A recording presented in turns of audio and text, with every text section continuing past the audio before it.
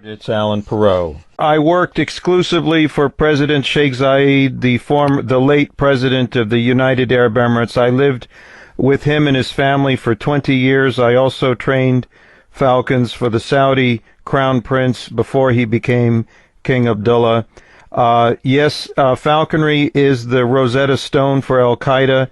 I met Victor Boot in Sheikh Zayed's falconry camps, and recently, between November 2004 and up until recently, my team members have met Osama Bin Laden 6 times inside Iran.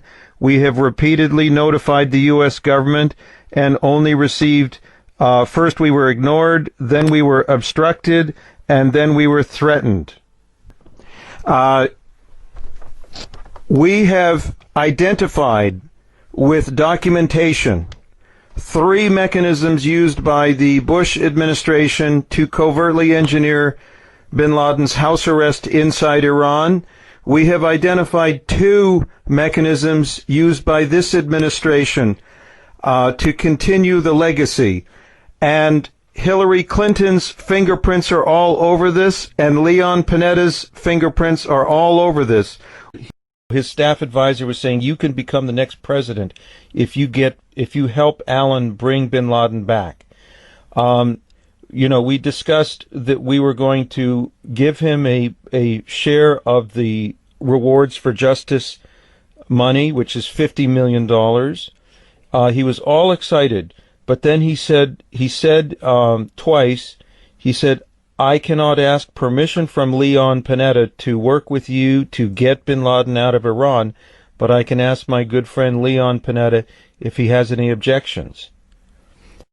And so he spoke to Leon Panetta on 2 occasions. We got it back in writing and verbally that Leon Panetta told him, focus on North Korea only. And in the second conversation, he said, do not pursue bin Laden in Iran. Now, I have had daily discussions and negotiations with the highest level of the Iranian government. It's been supervised by my attorney so that I'm not breaking the federal laws on subverting the policies of the U.S. State Department. I have had 88 pages of correspondence translated and delivered directly to President Ahmadinejad. In this correspondence, I am analyzing and discussing 6 scenarios for bin Laden's transfer to U.S. custody. I'm discussing 5 concessions from the United States and analyzing them. We have proof that Ahmadinejad has received the material. There is one man at the United Nations who's been designated in the Iranian mission to the UN to deal with me exclusively. I'm putting together a bipartisan coalition to go to Iran to discuss bin Laden's transfer to the United States.